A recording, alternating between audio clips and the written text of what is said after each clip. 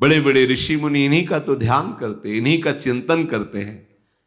पर कैसी मर्यादा प्रभु, मर्यादा पुरुषोत्तम है। देखा ऋषि प्रणाम, मुनि कहूँ राम दंडवत कीन्हा, आशीर्वाद विप्रवर दीन्हा, देखी राम छवि नयन जुड़ाने, करी सन्मान आश्रम ही आने। नयन जुड़ाने, ये नेत्र तभी शीतल होते हैं जब भगवत साक्षात्कार होता है। आज मानो सारा साधन, सारी तपस्या सफल हो गई, भर नेत्र प्रभु की शोभा का पान करके पधारिए प्रभु, आश्रम मिला है। आज अतिथि रूप में भगवान पधारे हैं। कैसे कोई वर्णन करे कि वाल्मीकि जी के हृदय में कैसा अद्भुत आनंद। सियाजू, लक्ष्मण जो, राम जो विराजमान हैं, सुंदर सुंदर फल प्रक्षालन करके सामने पधराए, प्रभु पाए। फिर प्रभु ने हाथ जोड़कर कहा कि हमारी इच्छा है कि कुछ समय तक मैं यहां वन में रहूं, तो कौन सा स्थान ऐसा रहेगा जहां मैं वास करूं। ये अमृतमय वचन और ये दैन्यता। महर्षि वाल्मीकि जी ने कहा, तुम त्रिकाल दर्शी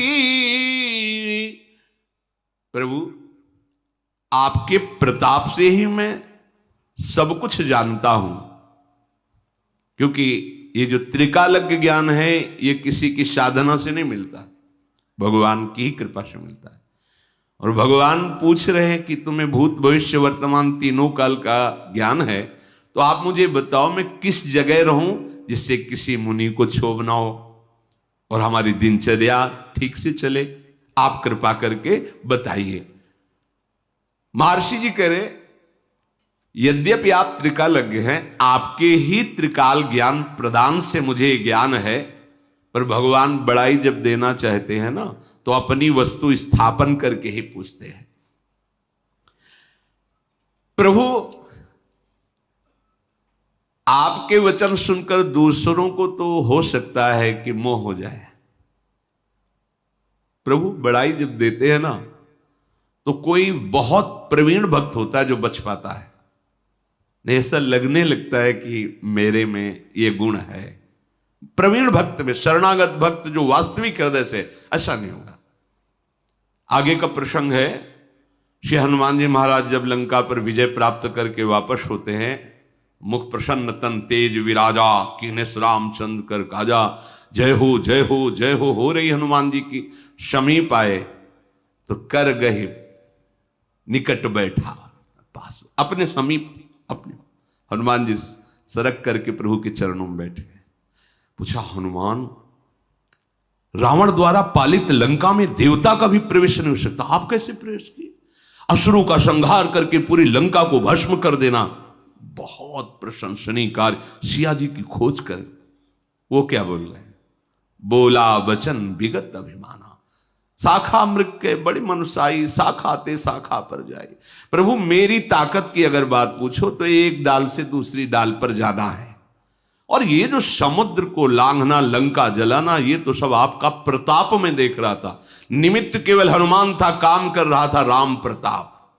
ऐसे महर्षि संकेत में कह रहे कि आपका त्रिकालज्ञ जो महिमा में स्वभाव है वही यहां उतरा हुआ है, और आप हमसे पूछ रहे हो कि मैं कहां रहूं।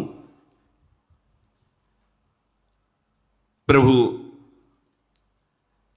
आपका स्वभाव ऐसा है, इसलिए आप ऐसा कह रहे हो।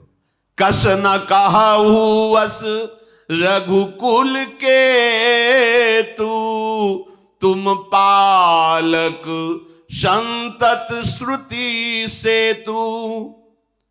प्रभु आप जो बोल रहे हैं ना, मुझे आश्चर्य नहीं हो रहा, क्योंकि आप सदैव भक्तों को बढ़ाई देते हैं, वेद की, धर्म की मर्यादा का पालन करने वाले हैं। आपका जो स्वरूप है ये अगोचर है। राम स्वरूप तुम्हार, वचन अगोचर बुद्धि पर, अभिगत अकथ अपार, नेति नेति नित निगम कह। वेद भी नेति नेति कह के वर्णन करते हैं।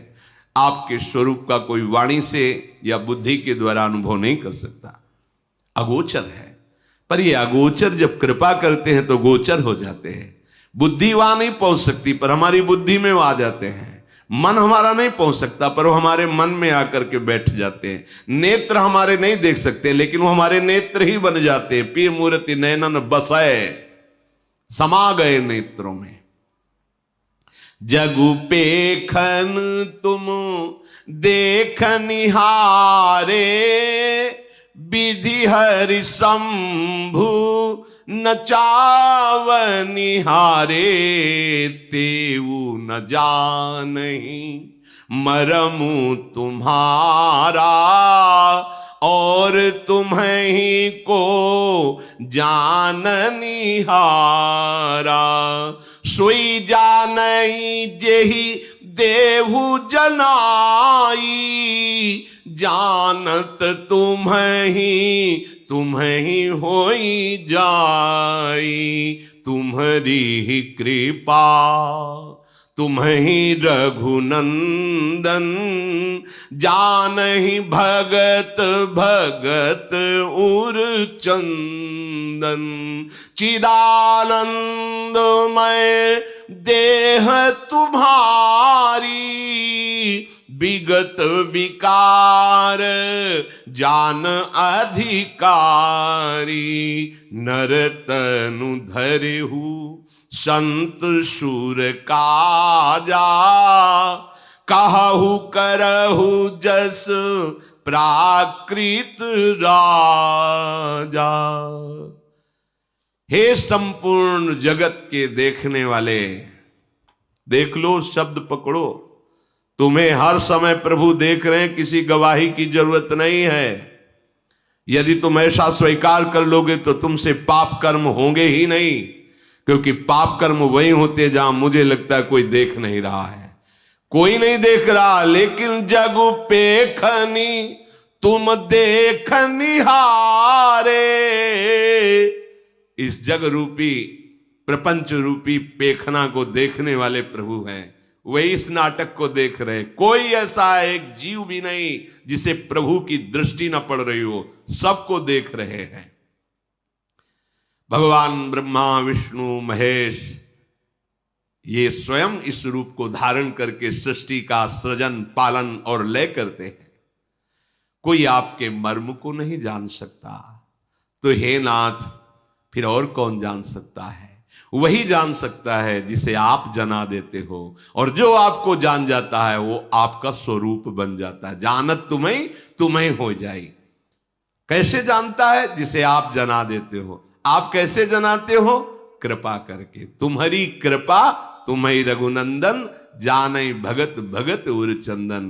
भक्तों के हृदय को शीतलता प्रदान करने वाले प्रभु, आपकी कृपा से भक्त आपको जान जाते हो। जो जान जाते हैं वो आपका स्वरूप हो जाते हैं। तस्मित् तज्जने भेदा भावात ब्रह्मविद ब्रह्मवि भवति। जो ब्रह्म को जान लेता है वो ब्रह्म स्वरूप हो जाता है। हे प्रभु, आपकी ये जो देह है ये चिदानंदमय है, ये पांच भौतिक नहीं है। इसमें किसी भी तरह का कोई विकार नहीं है। जैसे अपने लोगों की देह है तो कर्म बंधन युक्त है, विकार युक्त है, त्रिदेह है, स्थूल सूक्ष्म कारण, तीन देह है, माया जनित रचित है। लेकिन प्रभु का चिदानंदमय है। उसमें ऐसा नहीं कि आत्मा अलग, मन अलग, देह अलग, ऐसा नहीं है। संपूर्ण चिदानंदमय। और जैसे हम आंख से देख सकते हैं, हाथ से क्रियाएं कर सकते हैं, प्रभु कहीं से भी कुछ भी, क्योंकि चिदानंदमय है। जैसे हम केवल सामने ही देख सकते, पीछे नहीं। प्रभु ऊपर नीचे पीछे बाहर भीतर सूक्ष्म सब। कहां ऐसी जगह है जहां उनकी दृष्टि न हो? चिदानंद में निर्विकार सर्वव्यापी स्वरूप। उत्पत्ति नाश वृद्धि क्षय शरीर में